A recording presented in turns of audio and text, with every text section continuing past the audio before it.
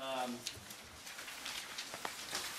I'm just hoping that you guys will someday have a heart for God. It's interesting. In the study so far, we've already seen 3 times where twice God said it and a third time a stranger said it, that David was a man who had a heart for God.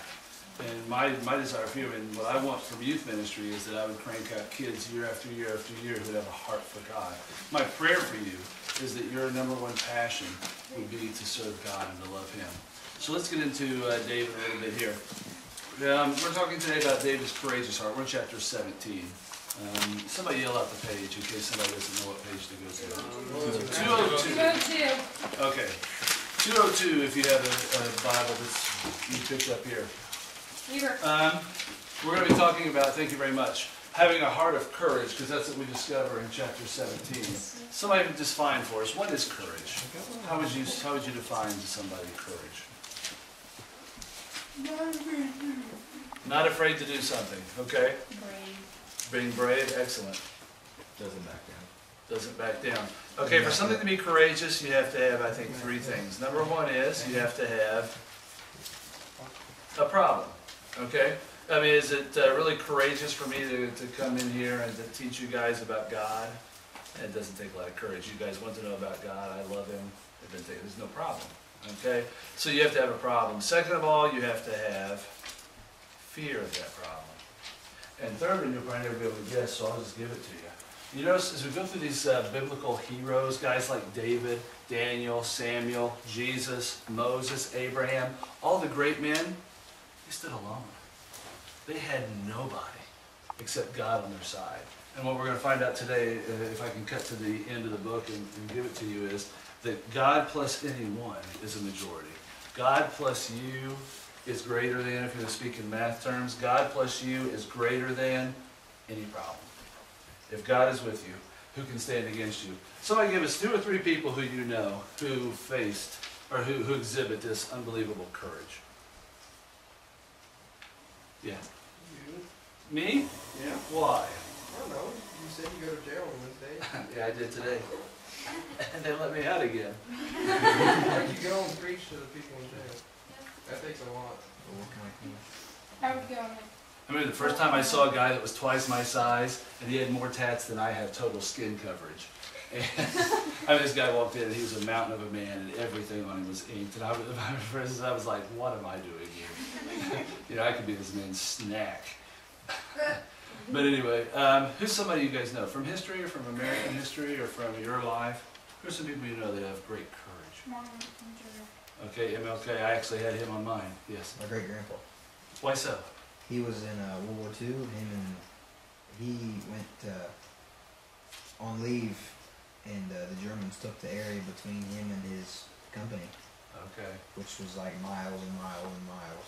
And he made it all the way back to his company through German lines. Snap. And hop trains and didn't have anything to eat. Wow. Yeah, great courage. We see it from time to time exhibited, don't we? And my goal, I guess, for you guys would be that you'd have that kind of courage. That you wouldn't just do what everyone else is doing, because everyone isn't always doing the right thing, are they? And there's going to be times that you'll stand alone. And there'll be times that you face problems. And there'll be times that you have significant fear as you walk through. Let me grab my notes, because it's so much easier to teach when I have them. You say that every I know, I'm always looking for them. Okay, when a difficult task arises, I don't want you to say it out loud, just circle. What is usually the way you respond? Do you typically run away? Hope that it solves itself and you deal with it later? B, do you face it head on? Or C, do you pray that God takes it away? Would you guys keep a finger? Oh, I've got a question first. What do you think is going to be required for you guys to build a heart of courage? Well, what's the right answer there, the best answer? I realize you guys are between 14 and 18, so you're not fully developed in your walk with God just yet. But what is it you're going to want to do? Actually, it's B. This is where you want to get yourself. Where you face your tasks. What's going to be required for you guys to build a heart of courage? What do you think? Christ. Strength, what? Christ. Trust? Christ. Christ, okay. Trust is a good one, though. Faith? Trust. I'm going to throw this one out there for you, and I want you to write it down, and then we'll move on. I think I'm going to pray that you guys have some problems in your life. Because if you start to be able to handle little problems, you'll be able to do it. Let's say I'm a guy who has a goal of climbing Mount Everest. Let's just say it as a pretend. What do you say? I'm a kid. Okay, say some kid at your school, 14, 16, 18 years old. And by the time I'm 35 or 40, I want to climb Mount Everest. What am I going to do to get myself ready? Am I going to just pray about it? You're going to find little things. Okay, I'm going to start to climb some of the mountains close to my home. Then I might fly out to the Rockies and climb some of those mountains. I might even eventually get myself to the Alps or somewhere in Europe. Because before you can do great big things, what do you have to do? You know what? I want you guys to be able to handle any problem in your life that comes your way. Are you going to have the kind of faith it takes to overcome no matter what problem you face? Unless, first of all, you correctly handle some good problems. So I want to see if we can try to convince you guys when you have problems not to run away from them, not to ignore them, not to sidestep them, not to try to pray that God takes them away, but pray that God would allow you to overcome some smaller obstacles so that He can teach you how to climb the big ones that are going to come later in your life. Keep your finger where you are in 1 Samuel, but I want to look at one section of verses first, Acts chapter 4. And whoever's there, look at the paper and saw ahead, yell out a page number if you would, please. 772. I'm sorry, I'm out of ink. I'm out of ink. Totally.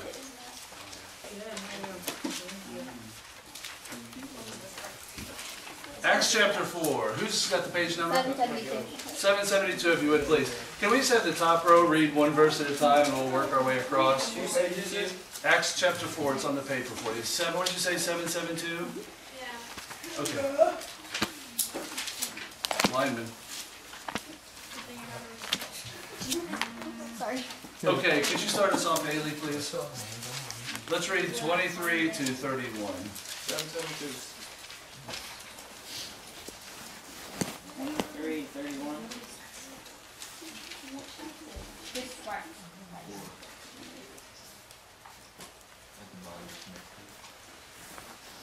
It starts with on their release.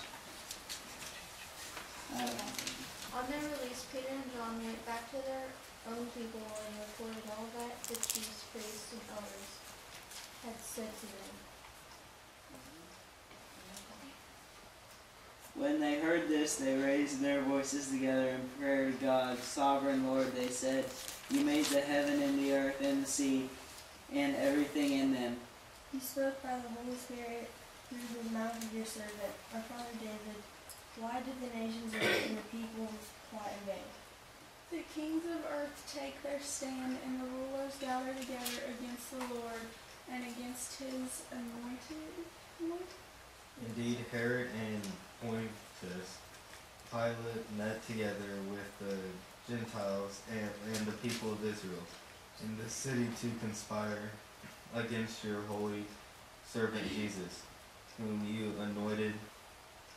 They did what your power and will had decided beforehand should happen. Now, Lord, consider their threats and enable your servants to speak your word with great boldness. Let me see what we're at here. While you stretch out your hand to heal, and signs and wonders are performed for the name of your holy servant Jesus. What verse? 31. While they were praying, the place where they were meeting trembled and shook. They were all filled with the Holy Spirit and continued to speak God's word with fearless confidence. Okay, so let you know what's going on. The church is getting started in the book of Acts. In the first 3 chapters, things are great. They're preaching, they're talking, everything's going great. The church is growing fast. But Rome is opposed to the church. Why? Who did Rome kill? Jesus Christ. So they're going to be after His followers. Also, the Caesars taught that they were a god. And then along comes this group of people that are saying, no, actually, there's only one God. And His name is Yahweh.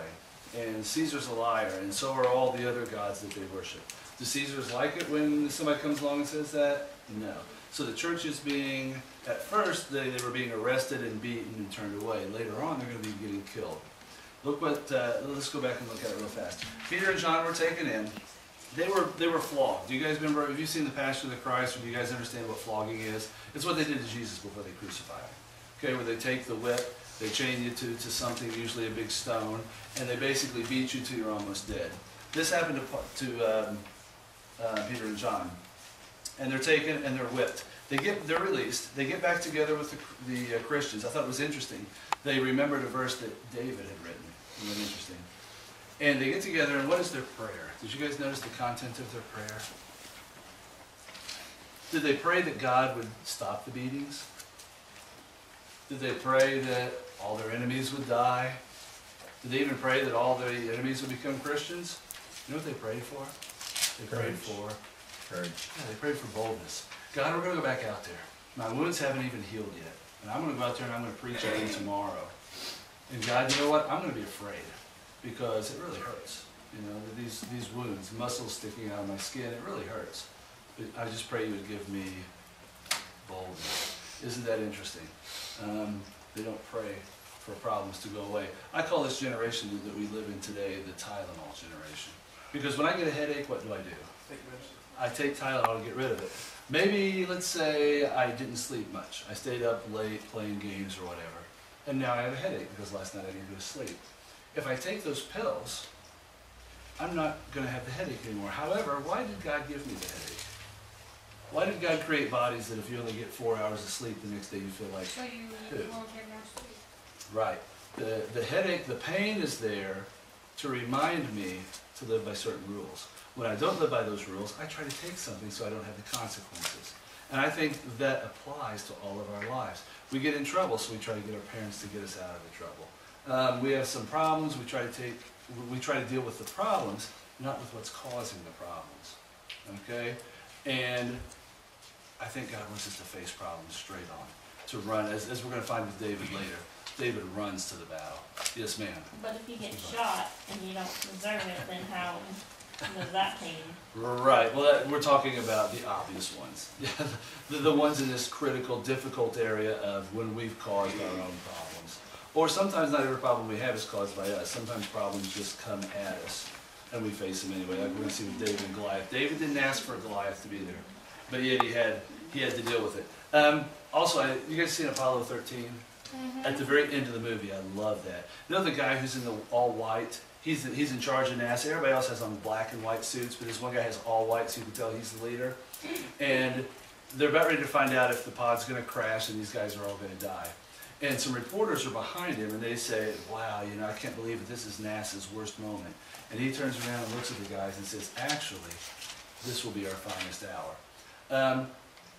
I just know as a person who's 30 years up the road ahead of you guys, the time that I dreaded the most, that I had the most fear, I now look back on and say, that was my greatest time. I remember the first time I had to preach to a large gathering. There was going to be 300 or 400 kids at an event at a conference, and they asked me to speak on creation.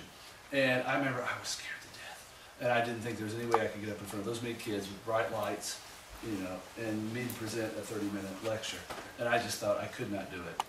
Now I look back, and talking to you, 30 people, doesn't scare me at all. Because I can look back and say, you know what, I talked to 300, and it went great. But the things that we dread, the problems we try to get out of, are what God is giving you on purpose, trying to make it so that you have something to remember, a mark, so to speak. So you can look back and say, you know what, God got me through that, God can get me through this. I think a little bit of that happens on mission trips when we go. You guys come back thinking, man, if I can do that, there's nothing here that I can't do. And so that's what we're doing. All right, let's flip the page. And let's get into it. Go back if you, hopefully you were wise enough to keep your finger in 1 Samuel. If not, it's page 220, I think, is what somebody said. 202. What's that? Okay. Hey, all those numbers were in there, just not in the right order. That's what I say whenever I sing solo in church. All those notes are in the song, just not in necessarily the order that I sang them. They were all in that song. Okay, let's read it together as we did before. Bradley finished off, so Andrew, would you start us? And let's read the first 37 verses. Guys, I know this is going to get long. You know what? Let's break it down. Let's just do a little bit at a time. How about it? I know it's going to get long, but man, there's so much in the next 15 minutes that we can glean out of this. So would you start us off, please? Yeah. All right. Now from Oh, wow. Now the Philistines gathered their forces for war and assembled at Soka in Judah. They pitched camp at, Oh, you got the fun verse. what's it say, Ephes Damim, I guess. Ephes Dami, between Soka and Azekah. Saul and the Israelites assembled and camped in the valley of Elah and drew up their battle line to meet the Philistines. The Philistines occupied one hill and the Israelites another, with the valley between All right, let's stop right there. What's going on? War. All right, they're about to go to war. To let you know the backstory, up until this point, the Philistines had been the masters and the Jews the slaves. They lived in the same area, kind of like if you can imagine out west 100 years ago, you'd have Indians living right beside the white man. So two groups of people, separate in language and skin color and everything, living basically in the same area. The Philistines had enslaved the Jews. After hundreds of years, the people have been crying out, and God gave them a king, King Saul, the first one, and now we're fighting David. And the slaves are trying to rise up against the masters. And they're lined up in battle. Now somebody explain to me why. One army's on this hill, and one army's on this hill, and there's a valley in between them. Why is that the case, Noah? Because you didn't want to be in the valley, first off. That's the Kildocks. Yeah. Yeah, basically, back then, what did they shoot? How did they kill each other? Bows. Okay, yeah, rocks No, and bows. bows and swords. And the advantage always goes to the army that is in the high ground. So Israel's got high ground, Philistines have high ground. Is either one going to go to the middle? No. So what are they going to do for a long period of time?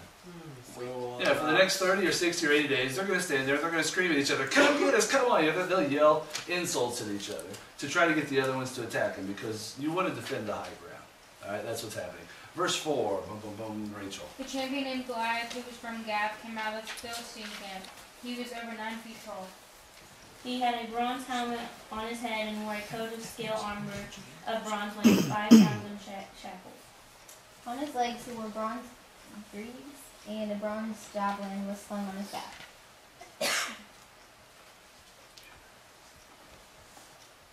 His spear shaft was like a weaver's rod, and its iron point weighed 600 shekels. His shield bearer went ahead of him. All right, let's stop it right there. Describe Goliath. Huge. Okay, humongous. 9 foot Like tall. the guy who was Strong. See, I'm 6. So he's probably, what? I can read, that's 8 right there. I can reach 8 foot. So it's another foot above. Like right here, I'm touching his shoulder. So like Okay. it'd be like Big if I boy. stood up here. Now, we discovered last week King Saul was a big boy. He said he was head and shoulders taller than anyone in Israel. Head and shoulders, I'm guessing, is about 14, 16 inches. Okay. The tallest man's probably 6'2", 6'4". So Saul's Well, probably a good also- 7.5 feet. Could take into account back then people were. They were smaller. So that's why I was saying the biggest guy's probably 6'2" or 6'4". Because today the biggest guys are like 7 foot. So I was just, so anyway, Saul's a big guy. He's Israel's champion. That's why he was chosen. He was big, tall, good looking. Okay?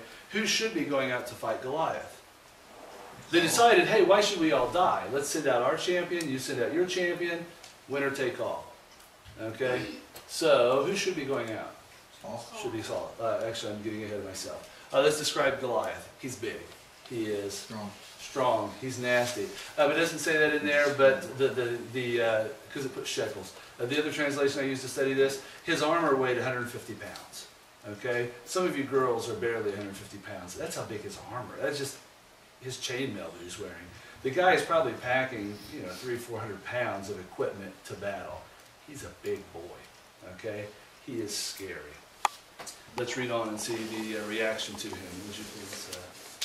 Goliath stood and shouted to the ranks of Israel, Why do you come out and line up for battle? Am I not a Philistine, and are you not the servants of Saul?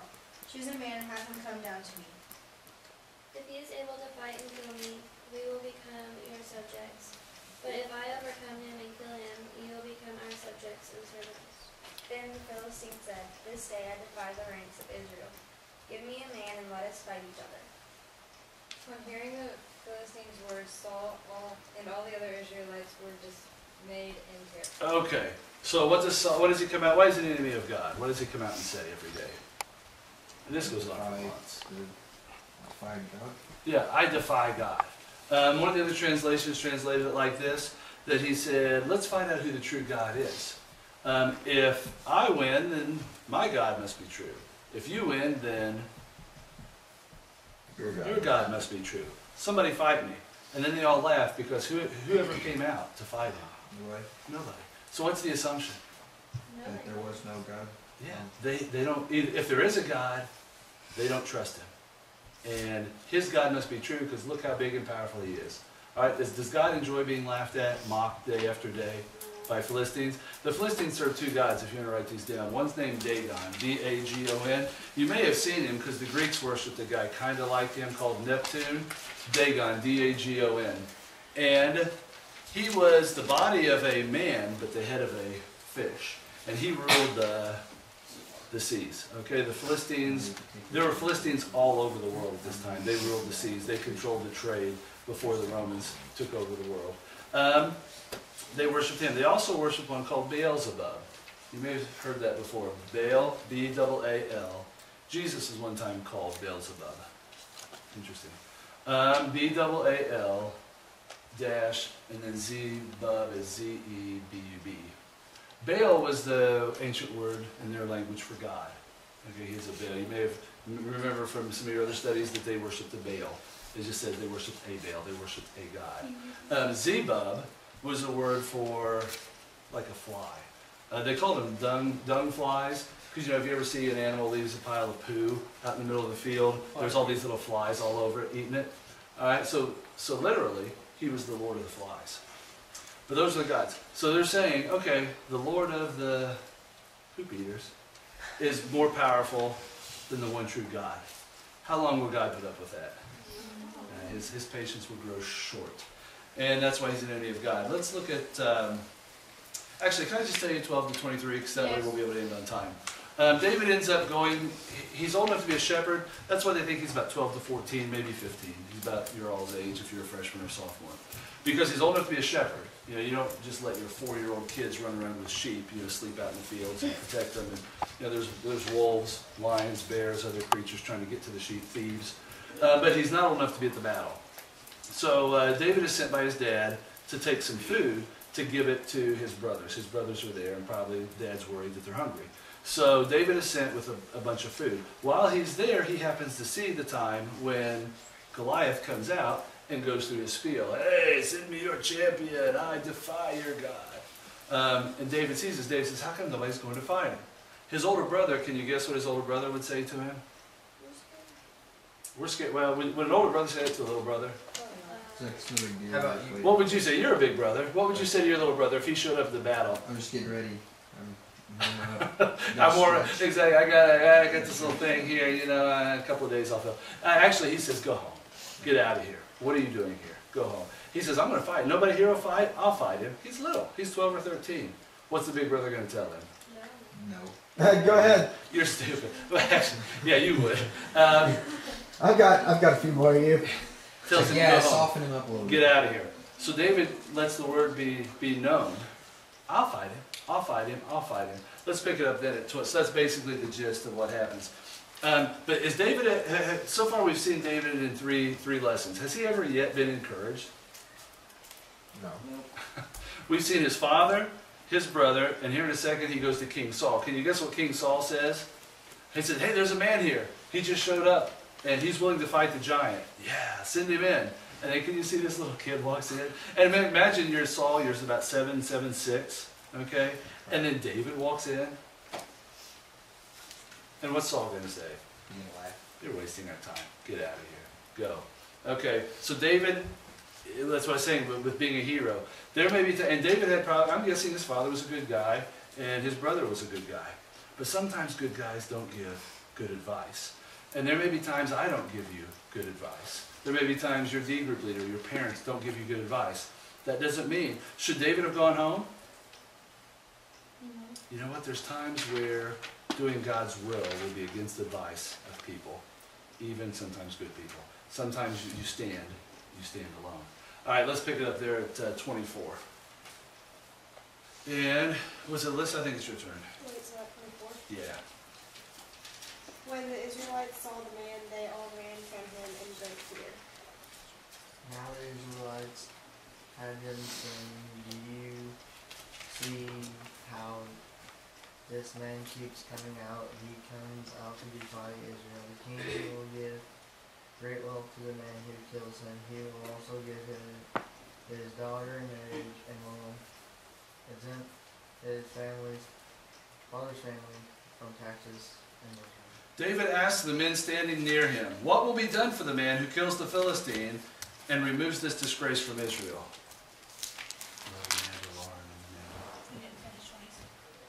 Uh-oh. Who is this uncircumcised Philistine that he should defy the armies of the living God?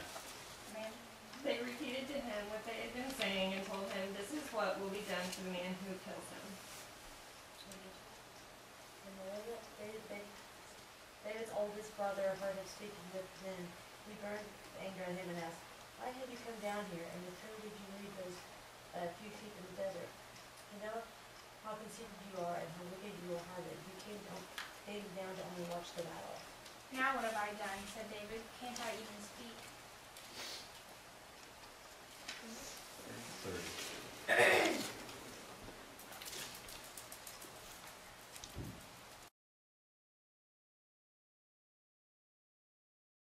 He then turned away to someone else and brought up the same matter, and the men answered him as before. What David said was overheard and reported to Saul, and Saul sent for him. David said to Saul, "Let no one lose heart on account of this Philistine. Your servant will go and fight him." Saul replied, "You are not able to go against this Philistine and fight him. You are only a boy, and he has been a fighting man from his youth." But David said to Saul, "Your servant has been keeping his father's sheep. When a lion or a bear came and carried off his sheep from the flock, I went after it, struck it, and rescued the sheep from its mouth. When it turned to me, I seized it by its hair, struck it, and killed it." Your servant has killed both the lion and the bear. This uncircumcised Philistine will be like one of them, because he has defied the armies of the living God. In 36. 37. 37.